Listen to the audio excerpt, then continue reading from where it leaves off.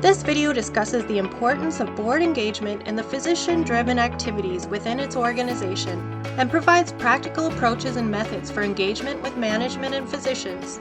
Board members and senior leaders will gain a better understanding of how physicians can drive strategy, how to govern the risk associated with physician contracts, and the importance of leaning in on numbers related to provider arrangements.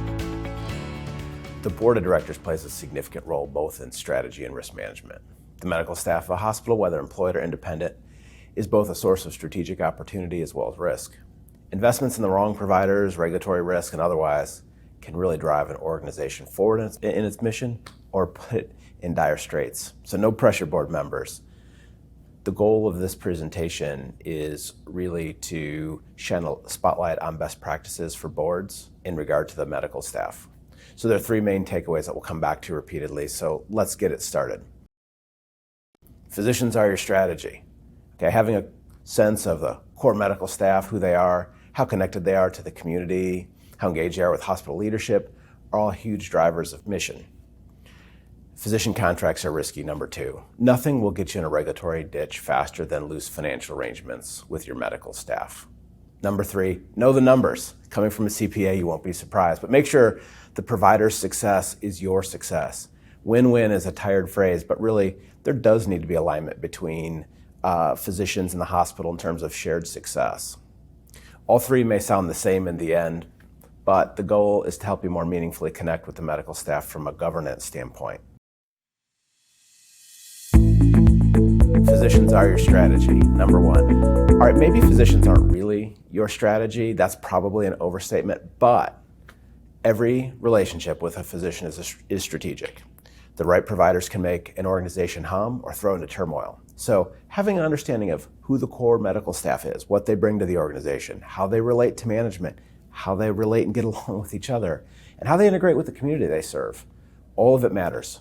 For a smaller organization, that might be 8 providers, or 20 providers, or even 40 or 50. I would argue that even at that higher end of 40 to 50, having a working familiarity with the provider roster, clinics, who's in the clinics, who's in the facility, it's a key investment that as a board member will help guide the organization to success. So 2 areas to touch on. 1, recruiting, and 2, working with challenging providers. You probably have never experienced number 2 before, but for sake of education, we'll get into it. The first piece of strategy is recruiting. And I go with recruiting first because in the long run, 100% of the employed medical staff will turn over, right? Contracts turn over, change happens. But even on a near-term basis, it's unusual for contracts to have longer than a 3-year life. What that means is that as a board member, you can play the long game thinking about contract turnover. Every 3 years for sure, or maybe even in 1 or 2 years, depending on terms and so forth. That means change, while not overnight, isn't abstract. That leads directly into recruiting. Once we know the kind of provider we want, we can try to recruit that archetype. Who fits in our community, who's going to mesh with our staff, etc.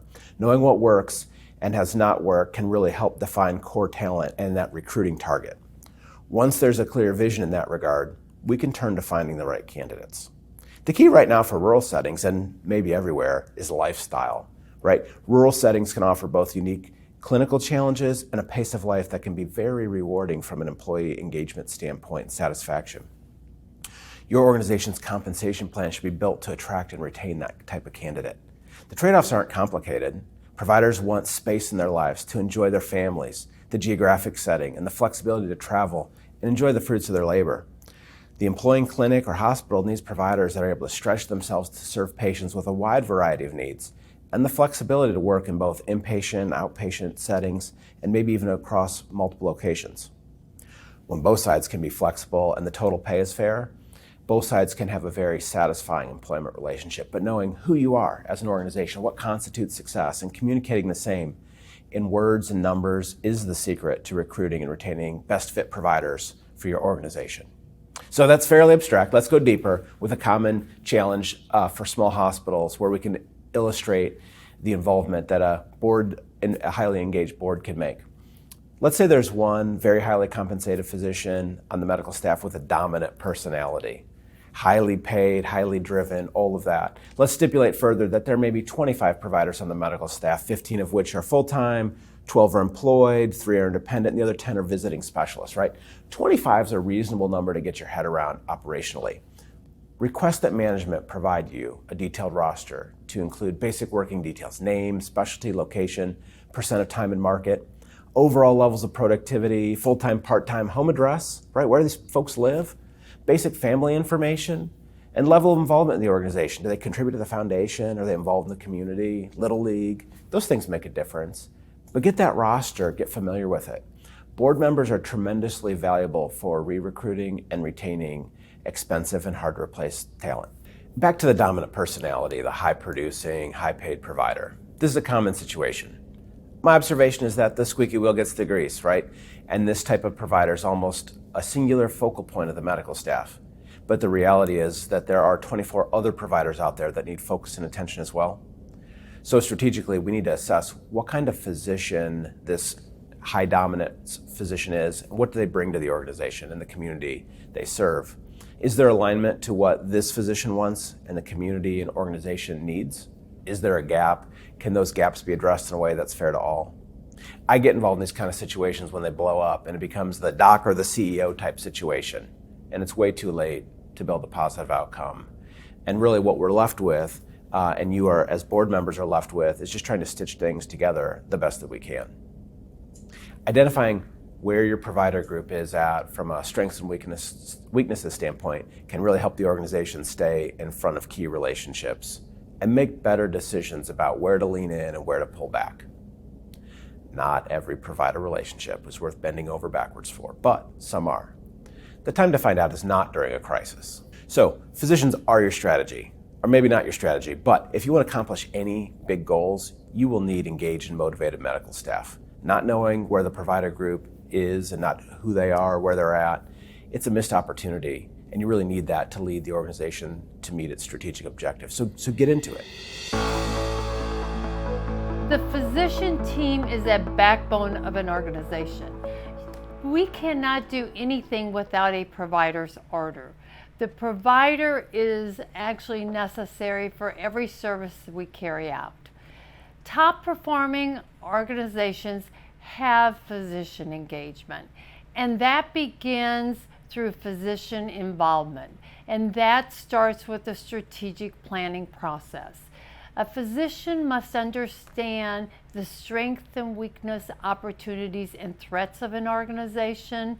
They must identify their part of the mission as well as the organizational strategic initiatives.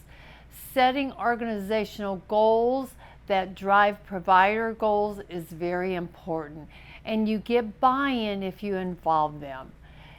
Also, effective communication leads to physician engagement and is essential. It must be ongoing, it must be consistent, and we have to include feedback on not only their performance but the performance of the organization as a whole. They want to be part of a winning, top quality organization, so it's important that they know all the good things that are going on. You know, as we look to the physician contracting, there are a lot of elements to be in consideration of, and actually you have to be compliant. We discussed that, but also you have to be proactive. You have to look for changes, and you have to look year to year to check the productivity standards as well as the fair market compensation. For example, with the physician fee scheduled work equivalence change of the 2021 physician fee schedule, actually that had a drastic impact on our primary care providers because those worked RVU values changed dramatically. They actually, for the same workload, increased about 20% for our providers. So we actually had to go to our providers and ask them, basically, let's monitor it for 6 months to see the impact. And then actually we reset their thresholds, which was in line with the 2021 physician fee schedule changes. But as we look to the MGMA and the other surveys, which are still 2020, it's not reflected on that yet. So we're kind of ahead with monitoring and putting a plan in place that honestly isn't supported right now because that important data on those salary surveys for those physicians is behind. Now, as those new salary surveys come out to reflect the 2021, then actually we will be on par with where we should be. But we always work closely with our physicians. We try to share information about the market, share information about the changes so they're aware, so we can be fair to them and they can be on board. One of our greatest strengths is our medical staff and our employed providers.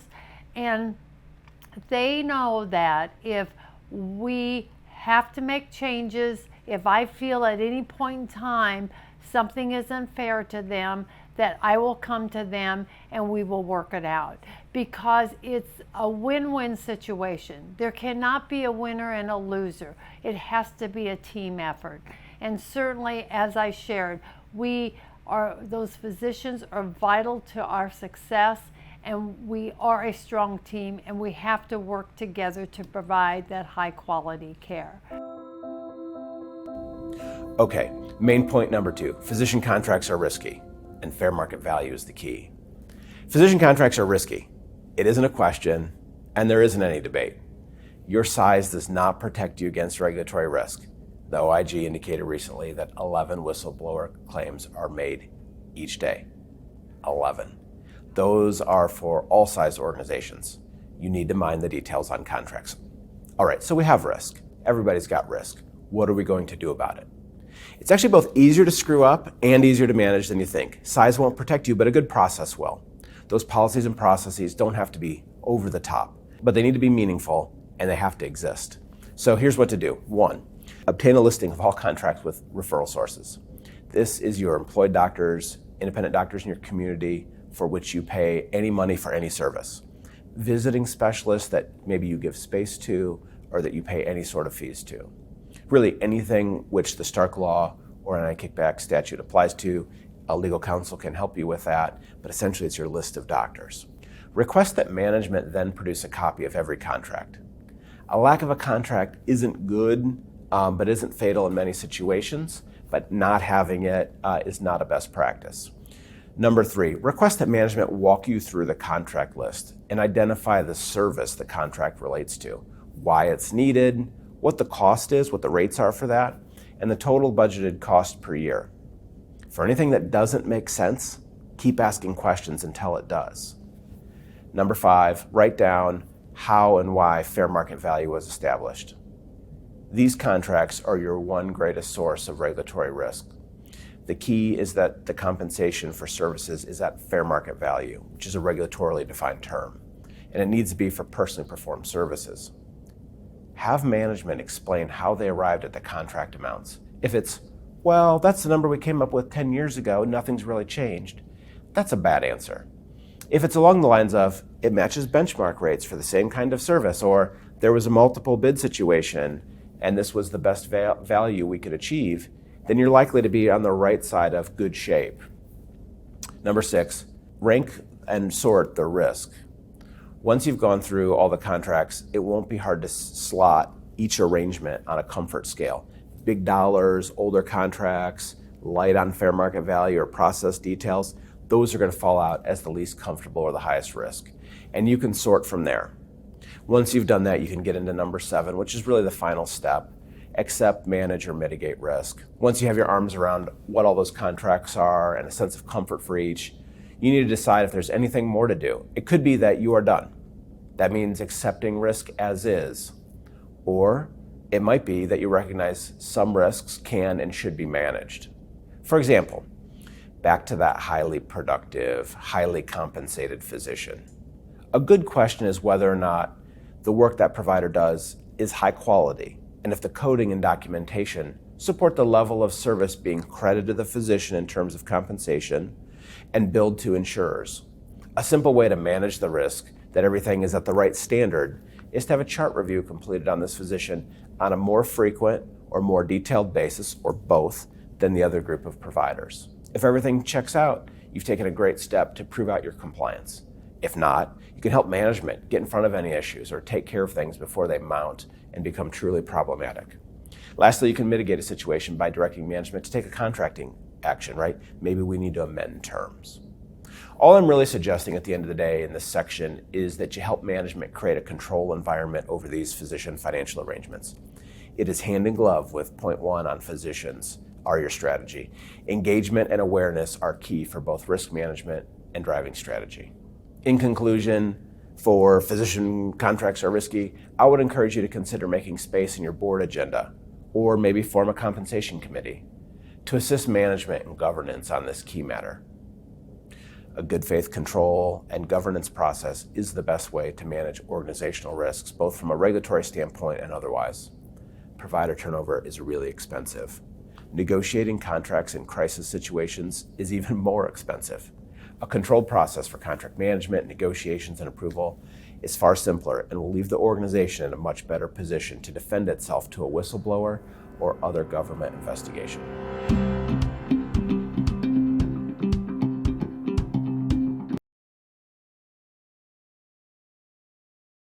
Okay. Physician contracting can be very risky today, but it's essential to the services that we provide for our patients. But there certainly is a need to comply with regulations. The market is very competitive as we recruit and retain physicians, and there are different comp plans for physician compensation, different models. Our first physician was recruited in 1990. During that time, the straight salary contract was very popular. There was also a revenue and expense arrangement, but this could penalize the physician for payer mix as well as revenue cycle management. So that tends not to be popular. Then there's a straight production model as well. But physicians normally are not risk takers, so they may shy away from a straight production agreement. Then there is a base plus an incentive, and this model is actually very common today, and that's what we use here at Sparta Community Hospital. We start with a very fair, competitive base salary, and then actually we have incentives for achieving quality measures. So they can actually earn an additional 20% of their base compensation through attaining these quality measures. Then there's also a production bonus, which is a worked RVU bonus, which is paid for worked RVUs that are achieved above their set threshold. The quality incentives are cascaded down from our strategic plan and organizational goals to the providers for their goals. They must be realistic, they must be attainable, and we actually reset those measures at the beginning of every fiscal year.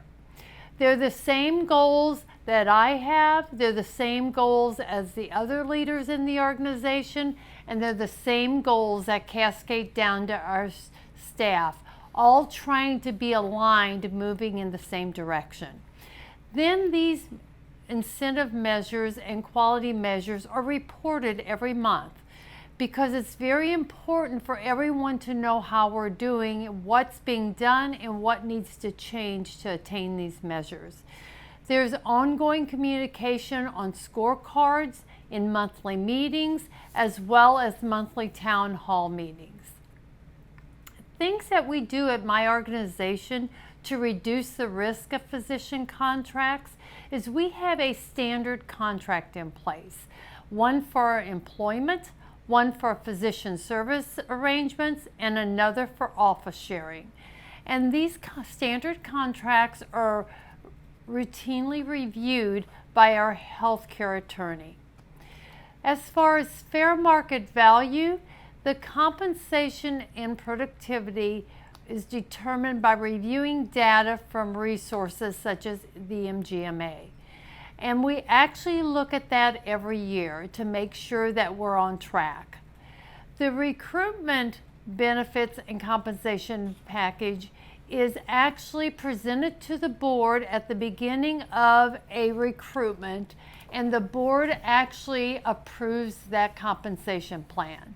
Now, we actually have a certain pot of money, so to speak, for that recruitment. And we actually try to individualize it according to the needs of the physician, because everyone needs it in a different fashion. So we take the money and try to design a plan that meets the need of the physician. And then actually it's very important to document the details, where that information came from and why some of those decisions are being made. And then as far as the annual compensation, as we review the compensation packages for our existing physicians, that annual compensation plan is approved by our board of directors every year as well. We look at the fair market salary as well as the equivalent production of worked RVUs. Certainly, it's important for the board of directors be aware and informed of the regulations that apply to physician contracting, because no one's immune to review and scrutiny. They need to be aware of the physician market, the competitiveness, and the fair market value data. And also the linkage to our strategic plan and the required physician resources to execute that plan. So as services are discussed, that they are quite aware and remain aware of how that fits into our mission. I routinely communicate with my board about physician compensation, their production, patient service needs on an ongoing basis. This allows for a better understanding of what must be considered when dealing with physician contracts.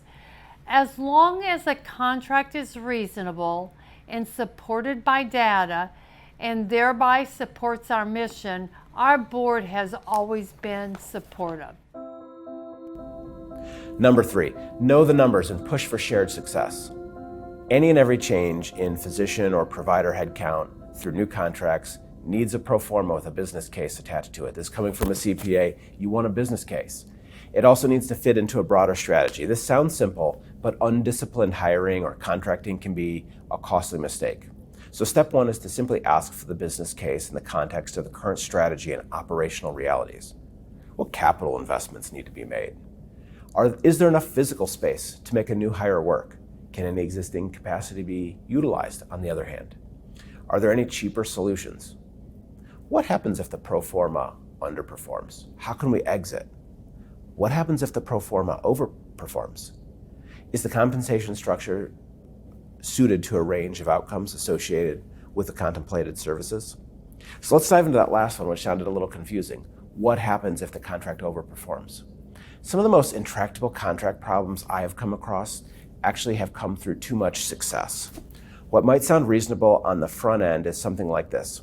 We're going to pay an employed physician a $225,000 base, a $25,000 performance bonus for quality, and then a productivity bonus for visits or RVUs in excess of a certain threshold.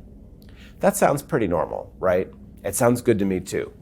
The detail is where the risk comes in. I've seen bad arrangements that pick up from there and add in an escalating bonus incentive. For example, $40 per work RVU in excess of 4,000 visits, $50 per visit or work RVU for the next 1,000, and then $60 beyond that.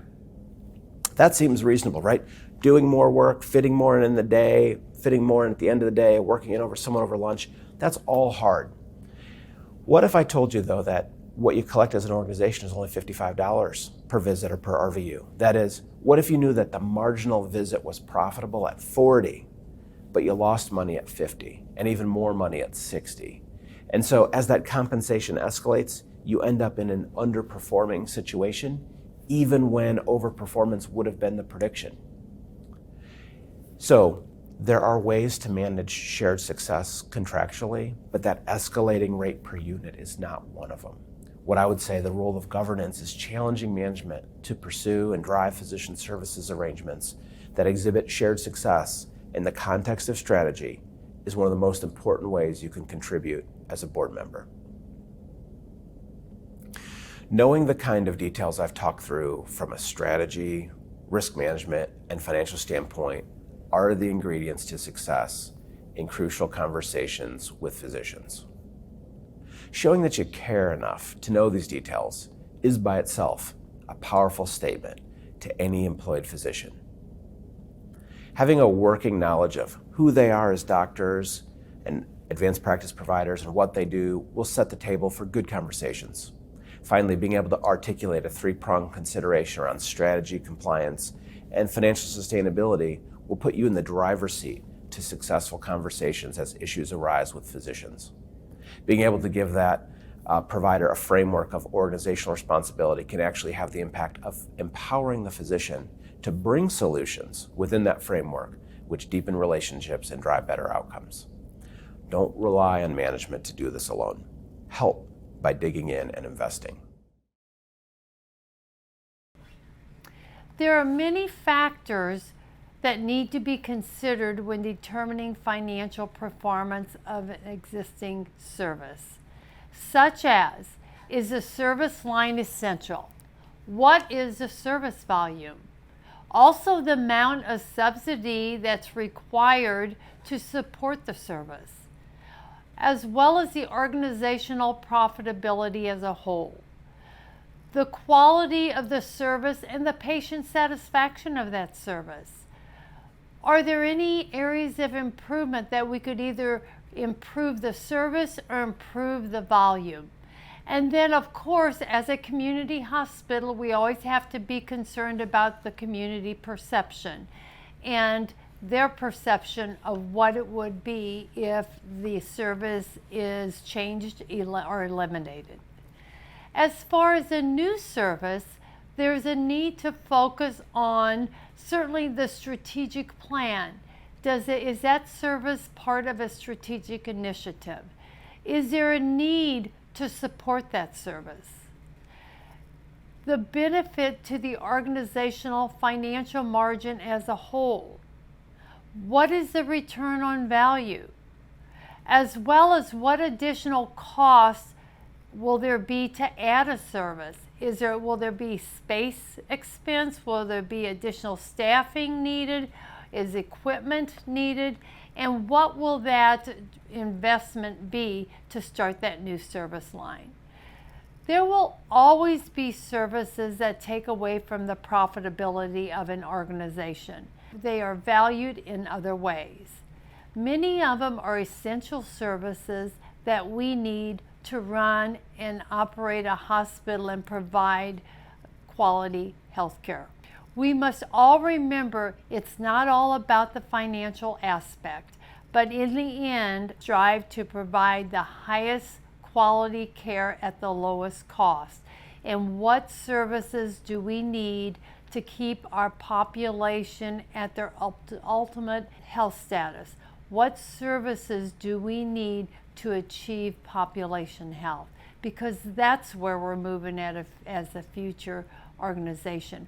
We want a healthy population to reduce our cost of care. So quality measures, cost of care, growing our patient panel, those all become extremely important as we get ready and move to the future. That's it.